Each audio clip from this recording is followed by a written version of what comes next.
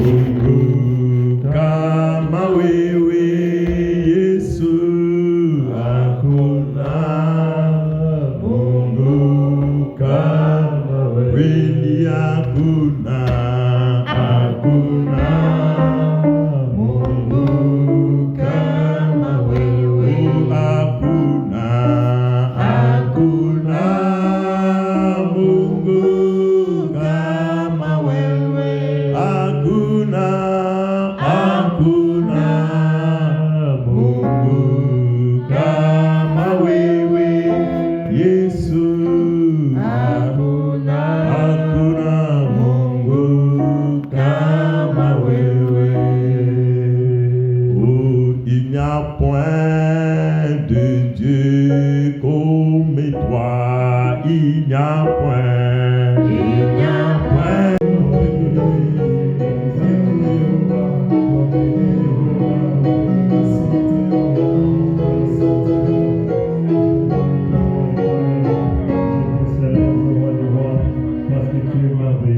Maandiko yanasema yeye ni mtakatifu mara tatu, na watakatifu muendelee na kujitakasa.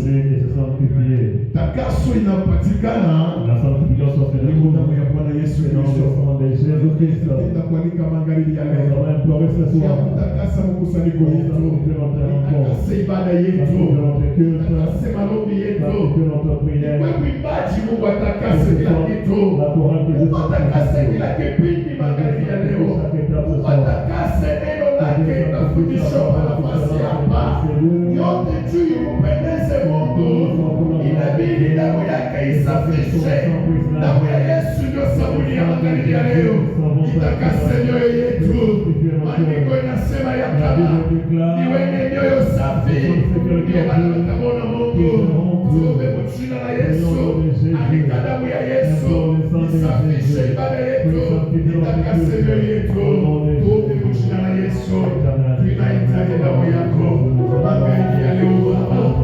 Shika kwa jina la Yesu, Mungu wetu takasa maisha na mioyo yetu yawe, takasa akili na mawazo, takasa ibada Mwokozi, takasa kila kipindi, kusanyiko yetu takasiwe, tunakuomba Mwokozi, kusafisha Bwana ibada yetu ya magharibi ya leo. Mungu iwe mwongozaji, utakasiwe kwako Yehova, damu yako Mungu, damu ya agano jipya Bwana, damu ya mapendo Yehova, damu ya kushima Yehova, damu ya ufungulivu yawe magharibi ya leo. Mungu wetu takasa, Mungu wetu takasa maisha yetu Yehova, takasa utumishi yako, takasa roho yako Baba, takasa nia na mawazo yako, takasa akili yako Mfalme, isafishe kabisa Yehova. Nataka nikubaliwe kwako Yehova, nataka nikupendeze Mungu magharibi. Yehova, ibada yetu ikubaliwe kwako Bwana, ibada yetu ikupendeze. Atapenda damu yako kabisa, damu yako inakuwa kabisa damu ya kushima, damu yako ni sabuni magharibi ya leo, ili tunataka tukubaliwe na tukupendeze Mungu wetu. Safisha kabisa mioyo yetu Bwana, takasa maisha ya kila mmoja mwenye atakaribia magharibi ya leo. Wote kusafisha kabisa vipaji, wote kutakasa kabisa maono, wote kutakasa kabisa maono yote, asika mwisho wa magharibi ya leo Baba, takasa kabisa Mungu wa neema, kila kipindi Yehova, hata wakati wa masadaka, napenda kabisa Mungu wa mapendo takasa, Mungu wa upendo takasa, Mungu wa mapendo takasa, Mungu wa mapendo takasa, jina la Yesu Kristo.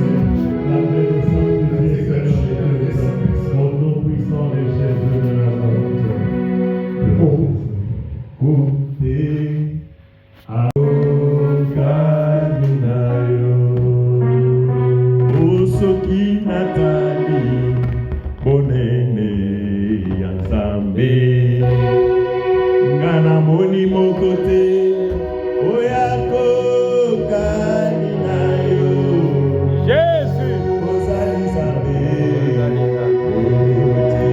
kala zambe Yesu mokote ako kaninayo asoto imba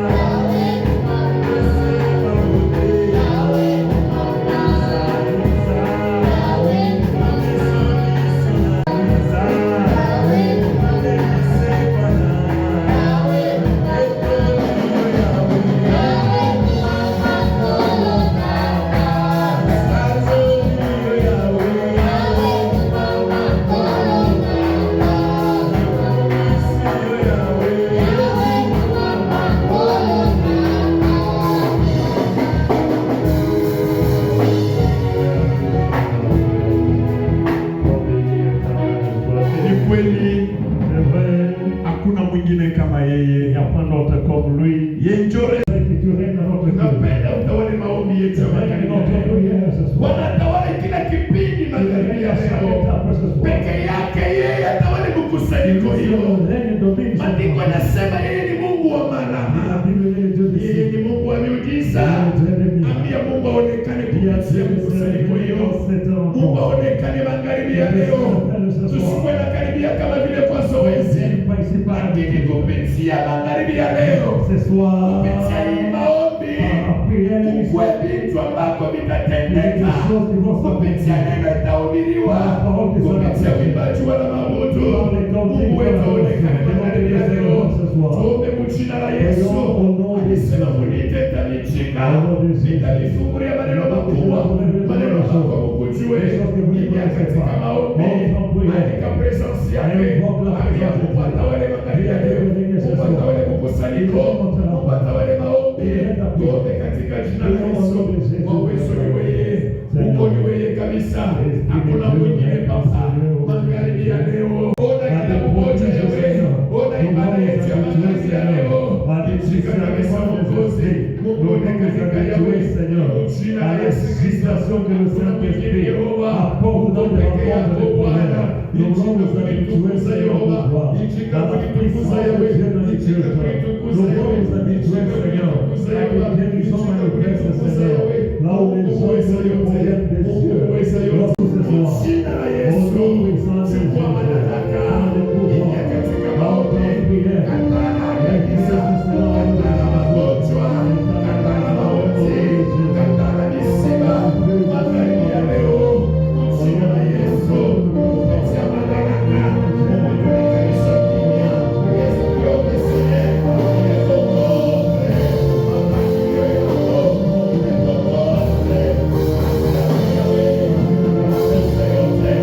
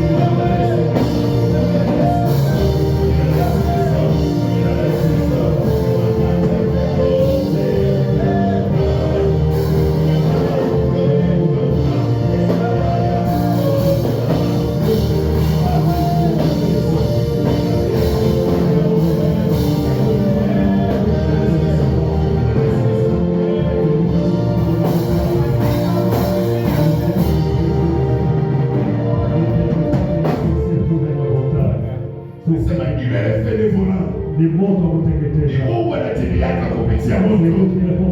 Utaenda kuandika moto ya Mungu. Upasishe moto yake magharibi. Ingie mkambi ya shetani. Ichome yote walitengeneza. Ile kanandre walipanda maisha yako. Ile reklamasyo yote kwa kufuata. Ile kwa yote kwa file maisha yako. Moto ishuke mka ya shetani. Moto ya mbisa na ichome yote. Andika moto mchina la Yesu. Katika jina la Yesu.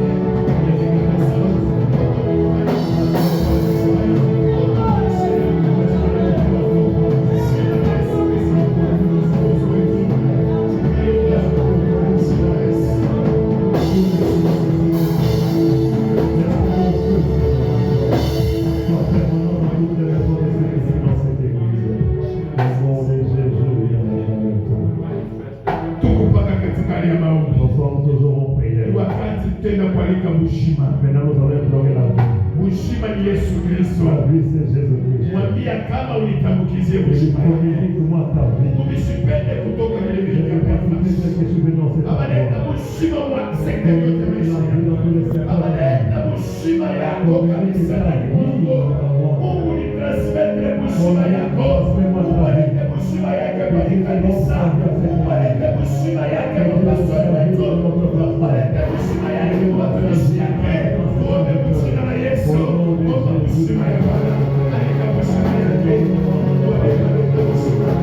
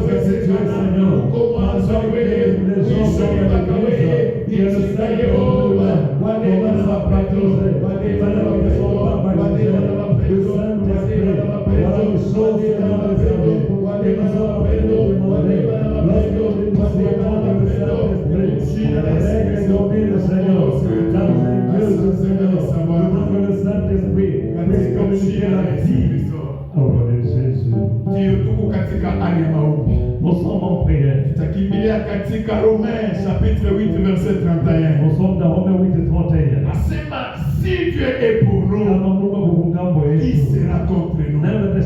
Acha nikueleze shetani yuko contre wewe.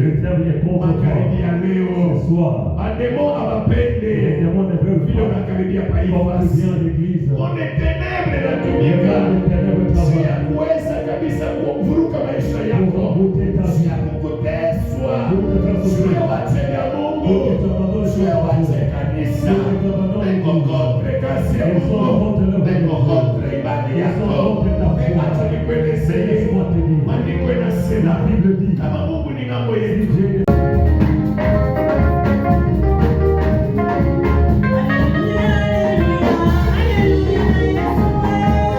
Hallelujah.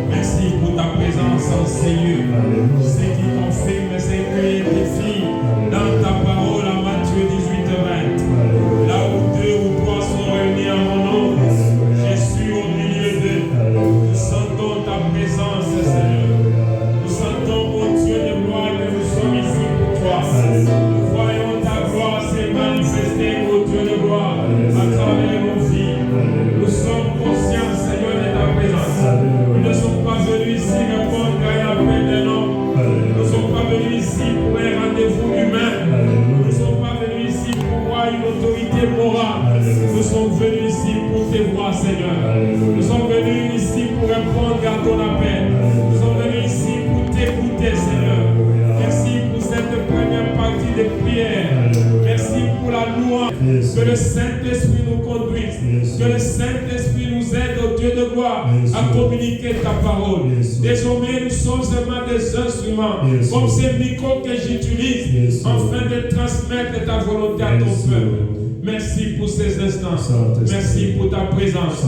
Merci pour ce que tu fais dans nos vies. En ton nom Jésus, nous avons ainsi prié. Nous acclamons le roi des rois. Merci. Nous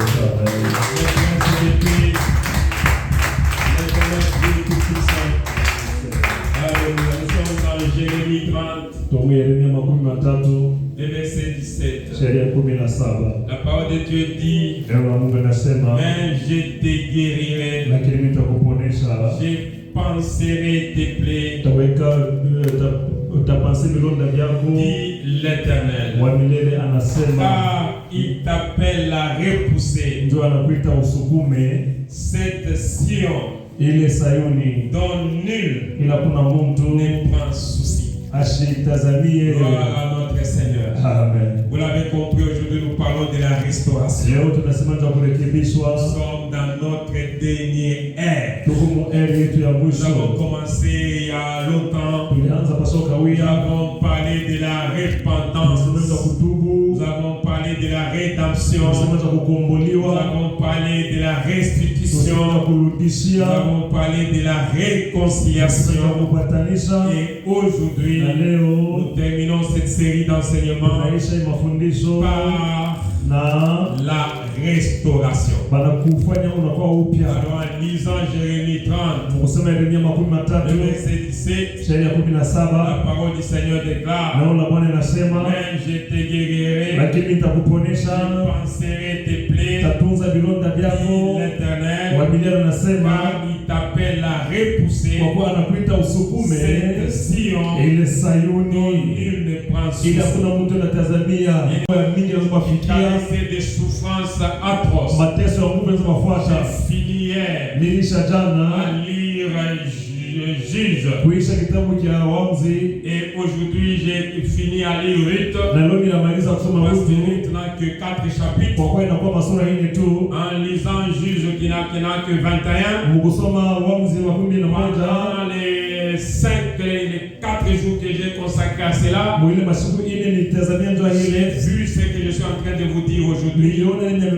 C'est que chaque fois que le peuple d'Israël commettait le faux fait, il était abandonné par Dieu et les ennemis s'abattaient sur lui. Il y a eu l'histoire des mendiants. Et les mendiants ont eu à faire ce qui est déplorable. C'est que le peuple d'Israël pouvait labourer, pouvait travailler. Et quand il arrive le moment de la récolte, les mendiants se soulèvent, ils viennent tout prendre. Quelle souffrance, bien-aimé. Imaginez, vous investissez dans quelque chose. Vous travaillez pour ceci ou cela. Vous mettez toute votre énergie dans ça.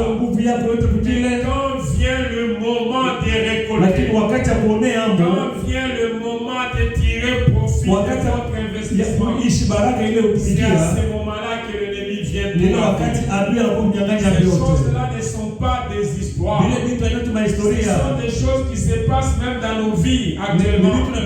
Chaque fois que vous investissez dans quelque chose, vous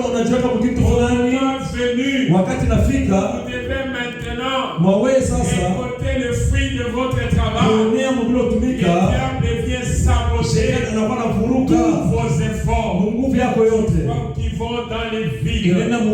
C'est ce qui est arrivé au peuple d'Israël. Jusqu'au moment où Dieu a suscité Gédéon en lui disant: vaillant héros, c'est toi qui vas sauver ce peuple. Et Gédéon n'avait pas compris. Gédéon avait peur. Il a commencé à se présenter en disant: comment est-ce que sa tribu Msonge kabila yake était la plus petite ilikuwa kidogo sana ya Israeli, et sa famille na jamaa yake était la plus petite de cette tribu ilikuwa kidogo mwile kabila ile, na yeye mwenyewe était le plus petit. alikuwa kidogo sana. Dieu va rassurer Lakini Mungu anahakikisha en Gideoni disant que c'est par kukuonesha toi kupitia que wewe je vais sauver ndio Israël. nitaokoa Israeli. Et après cette étape de Na Gédéon, kisha kipande cha il Gideoni y a eu l'étape de Samson. kulikuwa wakati wa Nous Samsoni, connaissons, ile tunajua c'était maintenant les Philistins ilikuwa ni qui Wafilistini venaient aussi opprimer wanatoka Israël. kumtesa Et Israeli, Dieu a na suscité Mungu Samson aliamsha Samsoni pour pouvoir juu ya aider son père. kusaidia taifa yake. Dans le 21 chapitre, Hasa mle masomo on 11 va comprendre wataelewa qu'il y avait deux choses. kulikuwa vitu viwili. La première chose, Kitu cha kwanza, le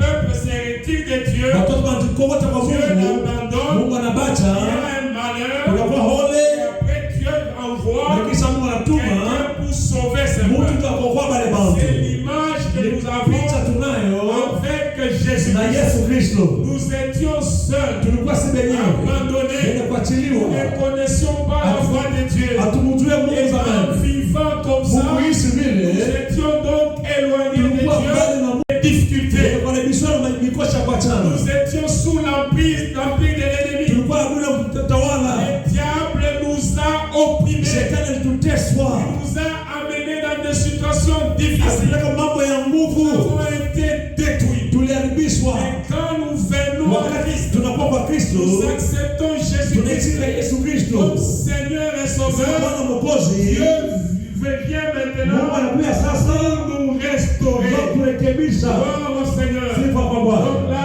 restauration, Rekebishwa c'est le rétablissement ni kurudishia de ce qui a été perdu. ile ilipotea En Jésus-Christ, ndani ya Yesu Kristo. c'est que le diable a Ile détruit. shetani alirabisha. Dieu est venu pour Mungu alizuia ndio construire. kujenga. C'est que le diable a Ile shetani détruit. alirabisha. Dieu est venu pour Mungu améliorer alikuwa cela. kutengeneza Il ile. est venu pour rétablir Alikuwa cela. kurekebisha ile. Ça peut être au niveau des relations, Inaweza kuwa mapatano, ça peut être au niveau de la santé, inaweza kuwa afya, ça peut être au niveau des bénédictions. inaweza kuwa mabaraka. Gloire à notre Sifa Seigneur. kwa Bwana wetu. Et Jérémie 30, Na Yeremia nous 13 avons lu ile au tulisoma verset 17, shairi 17 parle de la restauration wanasema au kurekebishwa niveau de la santé. muafya. Je suis venu vous dire ce Ninakuwa soir kutabiri magharibi ya que leo. tout ce que le diable a Yote détruit vile shetani au anarabisha niveau de notre santé, muafya ya watoto, était en bonne wale santé, wako afya en njema, bonne relation, mpatano mzuri et les enfants na bénis. watoto Ce waliobarikiwa. que le diable a Vile détruit shetani anataka kurabisha, Mungu est venu anakuja restaurer cela. kurekebisha ile. Gloire au Sifa Seigneur. kwa Bwana. Alors le deuxième niveau, Sasa hatua ya c'est pili le rétablissement ni kurudishia par rapport à la communion kwa upatano avec Dieu pamoja na Mungu et avec les autres. na bantu. C'est à ce niveau-là Ni pale que la restauration marekebisho va un peu se confondre itatuvuruga kidogo dans la réconciliation. na upatanisho. Les références qu'on donne là, Mitazamio tunaleta ce sont hapa les références ni qui mitazamio sont les mêmes que les références liées à la ni réconciliation. ya pamoja na ile wasemaji wa upatanisho. C'est que là, Tunasema pale c'est un rétablissement ni banakuweka tena de la communion avec Dieu upatano pamoja na Mungu qui était rompu par les péchés. ilipasha kukatiwa kupitia Donc, dhambi. par le fait d'accepter Christ, Vile kumchika Kristo, Dieu nous rétablit Mungu anatuweka dans tena notre relation uhusiano wetu qui est une relation d'harmonie, inakuwa uhusiano wa upatanisho, une relation acceptée uhusiano ya kutikiwa à son niveau. kwa hatua C'est ile. ce que nous retrouvons dans 2 Corinthiens, Ndio kutoka Korinto wa pili chapitre 5, sura ya 5 les versets 18 à 20. shairi ya 18 mpaka On dit, 22. et tout cela vient de Dieu, Asema yote tunatoka ni kwa qui Mungu. nous a réconciliés Alitupatanisha avec lui na yeye dans Christ ndani ya Kristo et qui nous a donné na alitupatia le ministère huduma de la ya réconciliation. upatanisho. Car Dieu Kwa kuwa Mungu était en Christ, alikuwa ndani ya Kristo réconciliant le monde kupatanisha dunia avec lui-même, pamoja na yeye moya, en n'imputant point aux hommes pasipo kuwekea bantu leurs offenses. makosa yabo. na liweka ndani yetu la parole neno de la ya réconciliation. upatanisho. Gloire à notre Sifa Seigneur. kwa Bwana wetu. C'est pourquoi nous avons dit que la restauration, Kusema kurekebishwa, c'est le rétablissement de la communion banatengeneza upatanisho avec Dieu pamoja na Mungu et avec les autres. na bantu. Un enfant de Dieu, Mtoto wa Mungu c'est celui qui est bien ni ule kwa mzuri avec Dieu le na Père Mungu Baba. et son Fils. Atamuona Mungu. Ce que nous comprenons, Tunasikia nje ça signifie ni que kusema il doit être correct anapaswa kunyoroka vis-à-vis de la parole du Seigneur. mbele ya neno la Et il Mungu. n'y a pas de compromis à faire Haina mapatanisho ya kufanya au motif de chercher la paix avec les gens. ndio kutafuta kufurahisha salama na Que les bantu. gens de votre travail Bantu mkazi ne vous yako amènent pas, par exemple, à voler. wasikupeleke wibe Vous arrivez à voler. na unaanza kuiba. On nous a appris d'être en paix avec les Bakufundisha gens. kupatana na bantu hapana Ce n'est vile. pas cela. Haina ile Ils mafundisho. doivent savoir Wanapaswa kujua que vous êtes intègre. huko kunyoroka Et la paix dont on parle na ici, salama anasema c'est hapa la paix qui est en conformité misalaba inafuatana na avec la parole du neno Seigneur. la Bwana. Enfant de Dieu, Mtoto wa nous Mungu devons impacter le monde tunapaswa kutawala dunia par les biens, kupitia vitu vizuri par tunafanya l'application de la kwa parole du kutimiza Seigneur. neno la Bwana. C'est de cette Ni mwile manière namna ile que le monde dunia sera réconcilié batapatana avec nous na d'abord, siye mbele même avec Dieu. na Mungu tena. C'est ça le rôle Ndio que kazi nous devons jouer tunapaswa en kufanya notre qualité vile tuiko d'enfants de Dieu. watoto ya Nous Mungu. avons eu la réconciliation avec les Tulipata pères patanisho na Baba et nous amenons les gens na tunapeleka à bantu cette kwa réconciliation patanisho ile pour que nous puissions tous ili sisi wote tupate bénéficier kuoneamo de la restauration. na ile kurekebishwa. Que Dieu Mungu nous accorde anatupatia la bonne santé. afya njema. Dieu nous accorde Mungu atupatie ses bénédictions. mabaraka yake. Dieu nous retourne Mungu aturudishie à un niveau watu moya de gens ya bantu qui sont en accord avec lui. beko mpatano na yeye Comme nous l'avons introduit avec le peuple d'Israël. vile tuanza na taifa Israeli. Il commet les péchés, Banafanya zambi, il subit des conséquences. mapiko rafiki na Quand il wafata. crie auprès de Dieu, Wanamuomba Mungu, Dieu vient pour les Mungu sauver. anapata matosha Et mambo. c'est de cette Na manière ni mwana namna nous ile devons aussi vivre. tunapaswa kuishi C'est qu'à tout moment, kila nous wakati, devons chercher tunapaswa kutafuta à être en harmonie kuya avec mpatano Dieu. na Mungu. Et quand nous sommes Na en wakati harmonie avec tuko Dieu, bien na Mungu, lui yeye va nous aider atatusaidia sur le plan de ce dont nous avons besoin. vile tunahitajia. Va lui-même s'en occuper Yeye ataangalia parce que nous sommes ses enfants. tuko watoto yake. Gloire au Seigneur. Sifa kwa Bwana. À la suite de la lecture de 2 Corinthiens 5, 18, 20, Sasa ile ya kufuata misomi ya Wakorintho 5:18 mpaka 12. nous faisons donc les fonctions d'ambassadeurs Tunafanya kazi ya ubalozi pour Christ. juu ya Kristo. Si Dieu, Kama Mungu exalté par nous, anatutia kupitia nous yeye, vous supplions, tunamisi au nom de Christ, kwa jina la Kristo soyez réconciliés muupatane avec Dieu. na Mungu. Et là, nous sommes en 2 Corinthiens. Napata Wakorintho wa Donc, il pili s'agit de Paul ni Paulo qui s'adresse eko nasema au peuple de Corinthe, watoto wa Korinto demandant à ce peuple-là kutoka kwa mataifa de se réconcilier avec Dieu wapatane na Mungu afin qu'ils puissent ili vivre maishi la restauration. marekebisho. Gloire à notre Seigneur. Sifa kwa Bwana Donc wetu. nous pouvons donc poursuivre Tunaweza kuendelesha en disant que la kusema restauration marekebisho touche l'aspect spirituel. tunabamba vitu vya kiroho. Quand nous sommes réconciliés avec Dieu, Wakati tunapatana na Mungu, la restauration marekebisho touche les aspects matériels, inabamba vitu vya kupapasa, les aspects physiques, vitu vya mwili, ce qui touche à notre corps. vile vinagusa mwili yetu. Dieu nous restaure. Mungu Il aturekebisha. est capable Eko na wezaje de restaurer ya kurekebisha même quelqu'un hata mtu qui, par ses forfaits, kupitia manzambi a yake contracté le VIH-Sida. alipata sida. Dans la souveraineté de Dieu, Mungu wake Dieu peut guérir Mungu le anaweza sida. kuponesha sida. Même si par ces histoires, Hata kupitia vile il a vitu obtenu le cancer, alipata kansa. par la souveraineté de Dieu, Mungu wa Mungu Dieu peut guérir Mungu le anaweza cancer kuponesha kansa. Watatu de l'être ya humain, mtu yeyote, l'esprit, roho, le corps mwili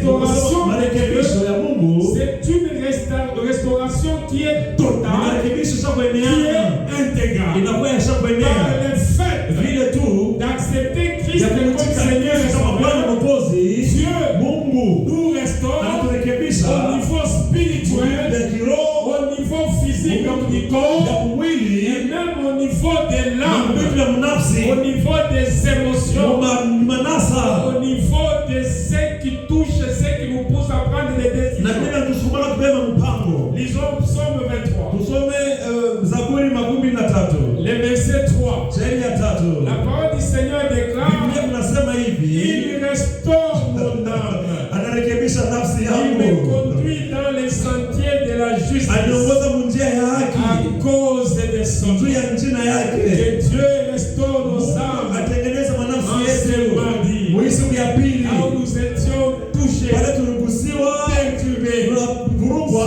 C'est Dieu qui restaure Mungu notre âme, anarekebisha nafsi qui yetu, restaure notre âme, arekebisha nafsi yetu. l'âme qui était détruite, Nafsi ilipasha l'âme kupomoka, qui était nafsi surchargée, ilipasha l'âme kujazwa, qui était nafsi perturbée. ilipasha Que kuvurugwa. cette âme-là Ile nafsi ile soit restaurée. irekebishwe, baitengeneze. Alléluia. Amen. Nous terminons notre enseignement de ce jour Tunaisha mafundisho ya siku ya leo par deux exemples kupitia mifano mbili pour que nous puissions être dans les concrets, hivi tuseme vitu vile vya kuishi pour que nous puissions comprendre la restauration, ili tushikie kutengenezwa comment cela est possible. inawezekanika je.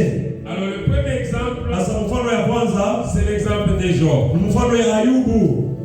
Vous savez, Unajua quand les gens parlent de Job, wakati watu wanasema juu ya Ayubu, il y a d'autres qui considèrent que c'est une histoire imaginaire kumbe wengine wanasema vitu watu wanawazia tu. parce qu'il a souffert Njoo aliteswa, comme nul n'a souffert sur cette sasa terre. hakuna vile mtu asiyoteswa hapa dunia hapa. Et même quand les gens souffrent, Hata wakati watu même wanateswa, quand les gens sont perturbés, hata wakati watu wanavurugwa, ils arrivent à dire, wanaweza kusema il m'a tessoyé. ça c'est la souffrance de Job. Je vais nous dire Nitasema hivi, que personne de ceux qui sont ici, hakuna mtu aliyekuwa humu, personne n'a vécu la souffrance de Job. hakuna mtu aliishi mateso ya Ayubu. Gloire au Seigneur. Amen.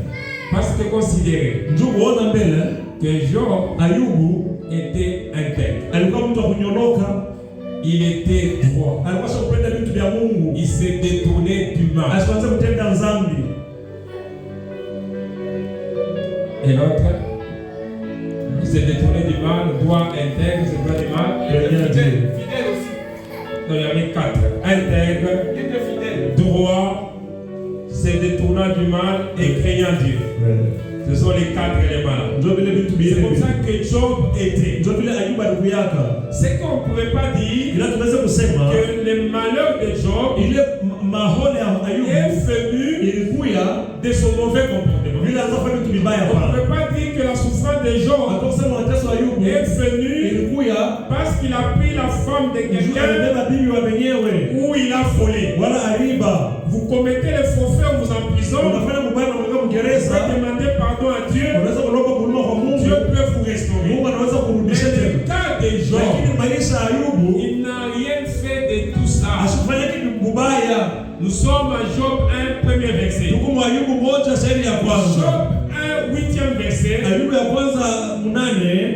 Dieu témoigne de Job. Gloire à notre Seigneur. Nous avons compris que nous sommes des restaurés. On va commencer à demander cela demain, vendredi. Partout, vous voyez qu'il y a encore des trous. Il y a encore des choses qui ne sont pas colmatées. Nous allons prier pour qu'ils viennent colmater ces choses. Parce que nous sommes ses enfants. Gloire au Seigneur. Nous voulons recevoir ceux qui sont venus pour la première fois. S'ils sont là, qu'ils se tiennent debout, nous avons l'intention de les saluer. Ceux qui sont venus pour la première fois.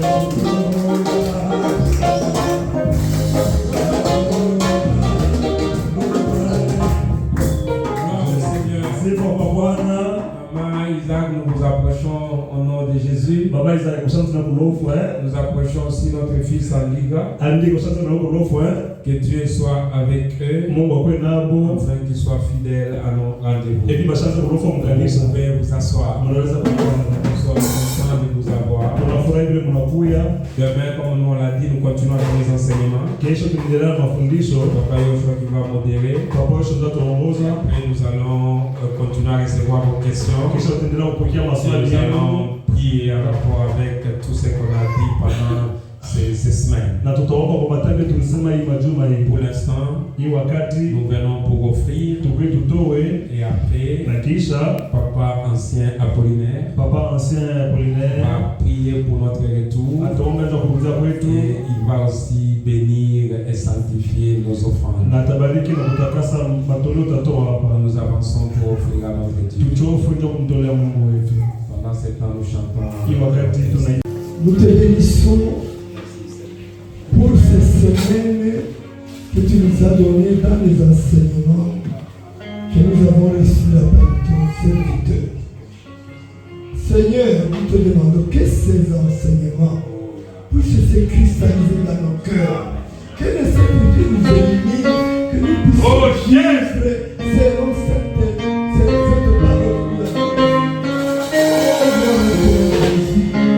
Seigneur, je remets ton serviteur. Renouvelle-le, Seigneur. Oh Seigneur, pour qu'il puisse continuer à nous parler davantage. Que cette parole puisse s'équilibrer nos cœurs.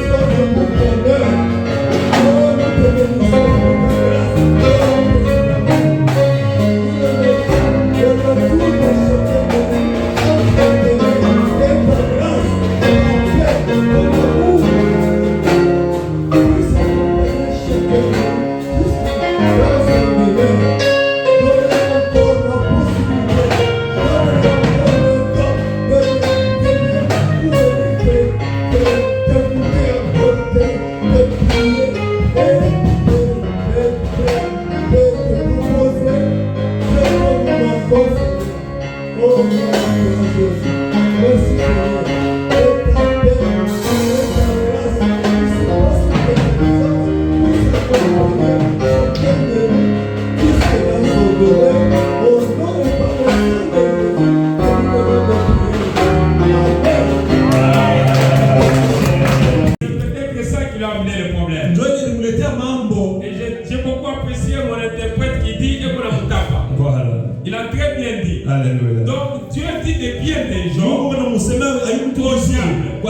Alors le diable lui dit, si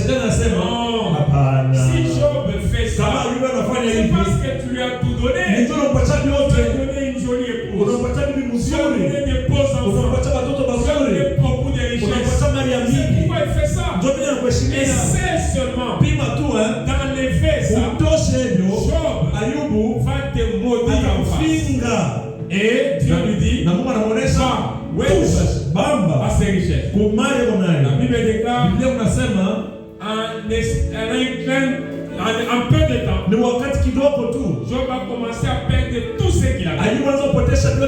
Il a perdu les enfants. Il a perdu les biens. Tout ce qu'il avait comme bien. Vous imaginez. Il y a des gens qui sont aujourd'hui dans une situation de pauvreté, mais ils n'ont jamais été riches. Nous prions Dieu pour qu'ils deviennent riches. Job lui était riche, mais ramené à la pauvreté. Job avait des enfants, mais ses enfants ont été tués. Ils jouaient pour annoncer la nouvelle. Il avait des problèmes, ils se sont sortis seuls pour annoncer la nouvelle. Il avait une série de mauvaises nouvelles. Dieu. Asikumfinge Mungu. Nous avançons, nous arrivons maintenant à un endroit où le diable chair pour chair. Il est bien ok. Mais si tu touches à sa santé, il va te maudire en face. Et Dieu laisse le diable toucher à la santé. Un monsieur qui était très riche, il a tout perdu. Il avait les enfants, il a tout perdu. Il avait la bonne santé, il a perdu cette bonne santé. Jusqu'au niveau où la chair se colle aux os. C'est là qu'il y a ce verset célèbre de Job. Il dit quand bien même ma peau va se coller à la chair, et je sais une chose, mon Rédempteur est vivant et il s'élèvera le dernier sur la terre. Il était dans sa souffrance de maladie, il était sans enfant, même sa femme, qui est sa sentinelle, qui est censée l'encourager, lui a dit, maudit Dieu, Amen. Mais Job a refusé, il est resté intègre. Alléluia. Amen. Il y avait dans le pays un homme qui s'appelait Job. Et cet homme était intègre et droit. Il craignait Dieu. C'est ce qu'on cherchait. Et s'est détourné du mal. Ce sont les 4 points de Dieu. Au verset 8, l'Éternel dit à Satan, as-tu remarqué mon serviteur Job? Il n'y a personne comme lui sur la terre. C'est un homme intègre et droit, craignant Dieu et se détournant du mal. Alors le diable lui dit, est-ce d'une manière désintéressée que Job fait ça? C'est parce que tu lui laisses la bonne santé de notre richesse. Gloire à notre Seigneur. Amen. Mais nous avons lu et nous avons compris que malgré cela, Job, votre Dieu, de votre Père, il est temps de rentrer. Ça ne sert à rien de vous éloigner de Dieu. C'est auprès de Dieu que nous avons tout. C'est auprès de Dieu que nous avons la solution à nos problèmes. C'est lui qui nous restaure. Il restaure notre âme. Nous l'avons lu en psaume. Il est celui qui restaure notre corps. Nous l'avons lu en Jérémie. Il est celui qui restaure notre esprit. Comprenons que Dieu, c'est celui qui nous accepte devant des Satan. Pourquoi nous éloigner de lui? Pourquoi aller loin de lui? Ce soir, si nous avons compris par l'une ou l'autre chose, nous sommes éloignés de notre Dieu. Le temps est donné de nous rapprocher de lui. De nous rapprocher de lui. Il va nous accueillir comme cet enfant prodigue en Luc 15 où il est rentré auprès de son père. Il dit, je ne peux pas continuer à vivre loin de mon père. Je ne peux pas continuer à chercher à manger les choses des porcs auprès du père. Nous avons tout. Alors ce soir tu peux rentrer auprès de ton père. Ton père va t'accueillir. Prions au nom de Jésus. Oui, Seigneur, oui.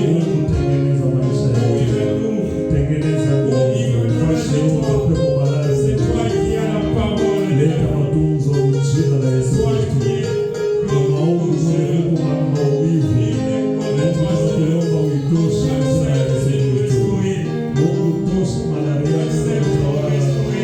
Jina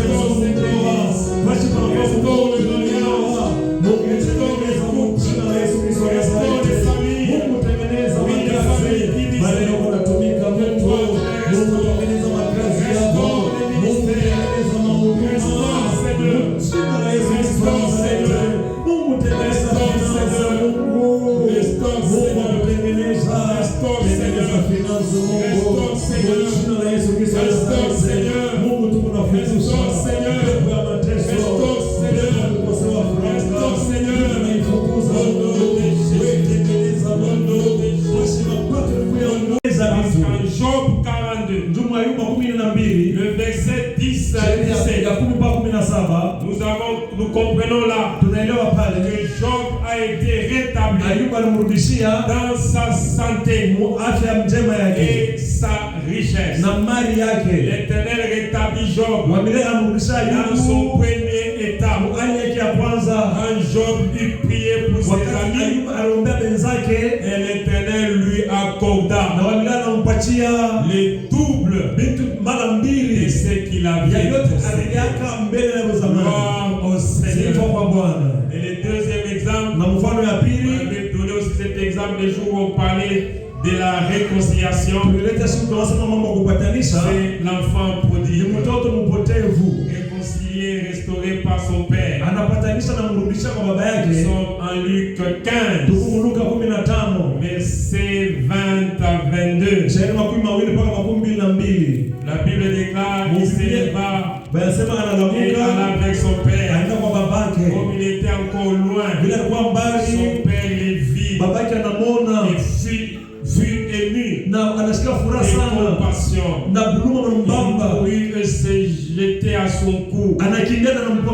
Il les baisa. L'enfant prodigue a été restauré. Il avait tout perdu. Il était arrivé même au niveau de vouloir manger ce que le porc pouvait manger. Mais quand il arrive, il trouve que même ça, il n'avait pas.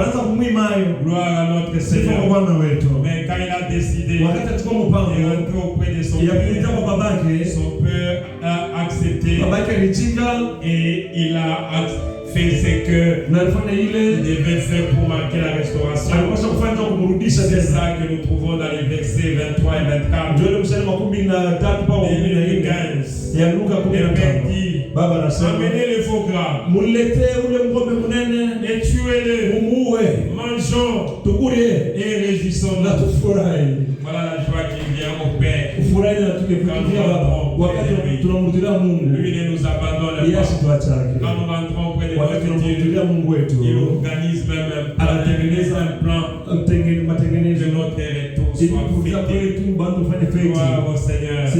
Mangeons et réjouissons-nous, car mon fils que voici était mort et il est revenu à la vie. Il était perdu et il est retrouvé. Il commençait à se réjouir. Que Dieu bénisse sa parole, parce qu'elle est restaurée de l'église de Jésus la solution. Sont dans le moment de réjouissance avec les prières. Que Dieu nous bénisse. Nous inclinons en prière.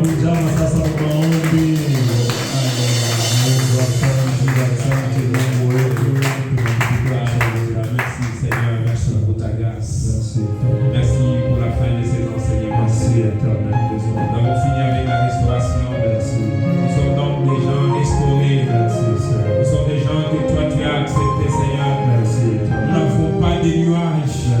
Nous n'avons pas de problème avec toi. Tout est clair. Tout est limpide. Tu nous acceptes, Seigneur. Oui, tu nous acclaimes auprès de toi. Nous bénissons ton nom. Merci pour ta grâce. Bien-aimé, c'est le moment où, comme l'enfant prodigue, si vous reconnaissez que